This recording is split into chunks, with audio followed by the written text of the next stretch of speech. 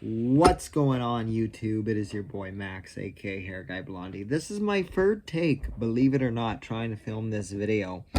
I want to talk about I'm talking about what I'm talking about. Either I mess up my words or like there's just something in the background that I don't want to be shown, and then on camera because it's personal, and I'm just like shit, and I gotta move it out of the way.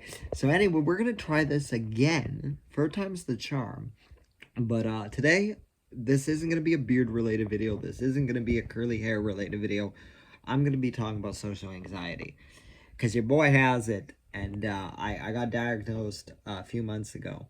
And I'm okay to say this on the internet that I have social anxiety. I don't worry. Because I think there's more people that need to come out and say that they have maybe some anxiety problems, because I think a lot of, I know a good population, if you look it up online, does. I don't know how accurate that is, but a good amount of people have anxiety.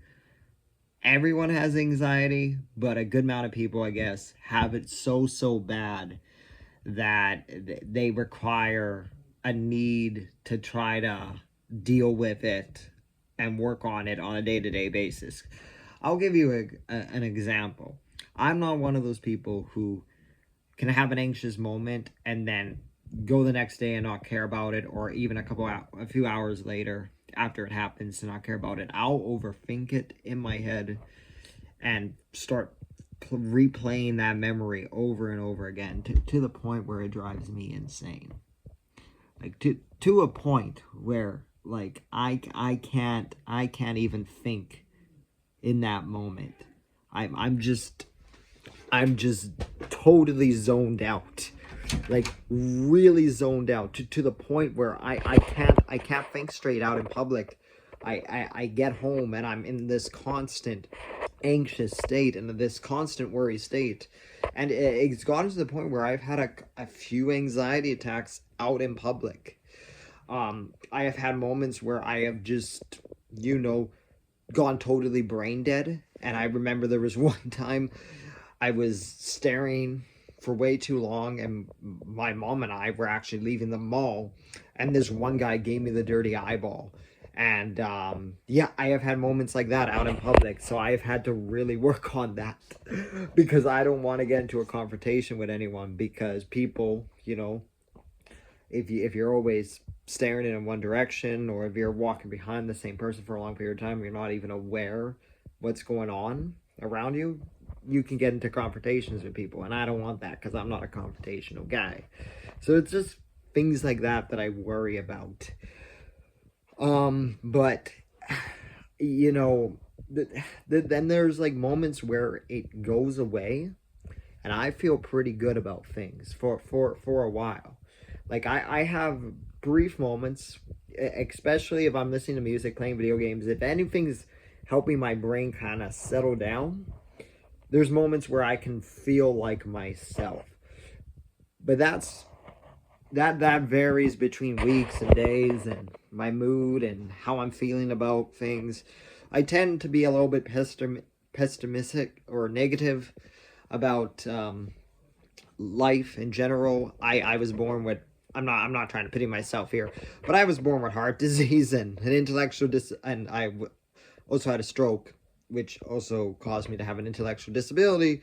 And I got hit by a car in 2019, so almost 7 years ago. So I'm pretty much traumatized a little bit. I have some trauma that I need to kind of, like, I know everyone says they have trauma, especially on the internet, and I'm not trying to like sound like one of those people like, oh, feel bad for me. I don't feel bad for myself. It's just shit that happened to me, so I kind of got to deal with it. But that's what happens, man. You kind of, I was always a nervous kid. I was always a nervous little boy, like my mom has said. I was always a nervous little boy, and now I'm just a really nervous young adult, to the point where sometimes I don't even want to leave my home. I just feel safe in my room, because I think everyone feels some sort of safety when they're in their own personal bubble. When you're in your own home or in your own apartment, there's some sort of feeling because it's you and it's how you are. You just feel more comfortable because it's your room, and I feel like that, and I don't feel comfortable out in public sometimes, unless it's something I'm looking forward to. But even now, like even things that I look forward to, I remember going to a hockey game. What happened? Got anxious and totally started freaking out. So there's things like that. So I just wanted to come on here. Maybe you have experience with social anxiety or anxiety or any type of mental health disorder, like even OCD or depression that just takes you out of it. Um, not to bring people down. Like I don't want it to be in the comments where it's all just freaking.